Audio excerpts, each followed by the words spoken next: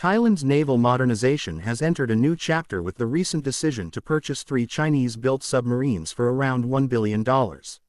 This deal has sparked both regional interest and global attention, not only because of the sheer scale of the acquisition, but also due to the circumstances surrounding it. Originally, Thailand had turned to Germany to supply engines for its submarines, but Berlin refused, citing restrictions and international export regulations. That refusal left Bangkok with limited options, and China swiftly stepped in to offer a complete package, including its own domestically produced engines.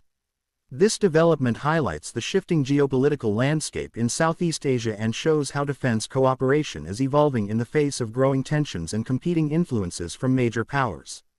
The choice of Chinese submarines is not entirely new. Thailand's military leadership had already signaled interest in Chinese defense technology in previous years, particularly due to affordability and Beijing's willingness to transfer technology. However, the decision became more urgent when the German MTU engines, initially planned for the project, were blocked. Germany explained that under European Union rules, such equipment cannot be exported for Chinese-designed military platforms. This left Thailand in a difficult position, facing delays in its naval modernization and increasing pressure from regional security dynamics. China, on the other hand, presented its own CHD 620 engines as an alternative, promising reliability and after-sales support.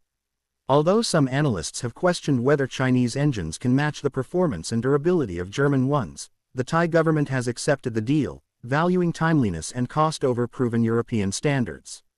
The submarine purchase represents more than just a hardware acquisition.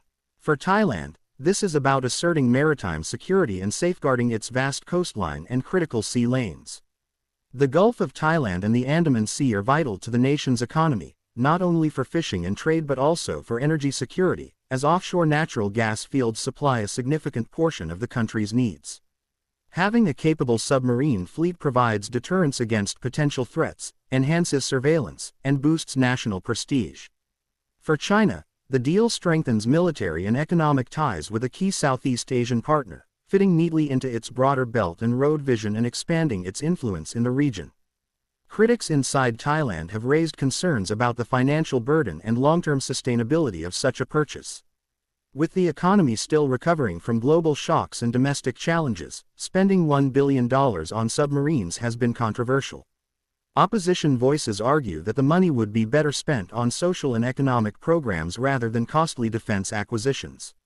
They also point out that Thailand has had difficulties maintaining complex military equipment in the past, raising questions about whether the Navy is fully prepared for the logistical and technical demands of operating a modern submarine fleet.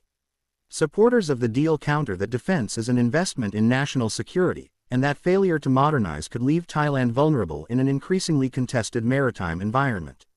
Regional powers such as Vietnam, Indonesia, and Malaysia have also been investing heavily in naval capabilities, including submarines, to protect their interests in the South China Sea and beyond. Thailand does not want to fall behind in this strategic competition. By purchasing submarines from China, it secures a rapid and relatively affordable path toward closing the gap. Strategically, this agreement also reflects Thailand's balancing act between global powers. Traditionally a close ally of the United States, Thailand has in recent years diversified its defense partnerships. It still conducts military exercises with Washington, but closer cooperation with Beijing offers flexibility and reduces dependence on Western suppliers. The submarine deal illustrates how geopolitical realities can drive procurement decisions, especially when Western restrictions clash with urgent defense needs. The long-term implications of this purchase remain uncertain. If the Chinese engines perform well, it could cement China's role as a major defense partner for Thailand, potentially leading to future contracts in other areas of naval or air defense.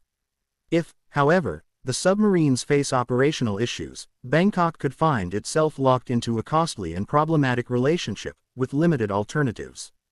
This makes the decision a gamble, one that reflects both strategic necessity and geopolitical calculation.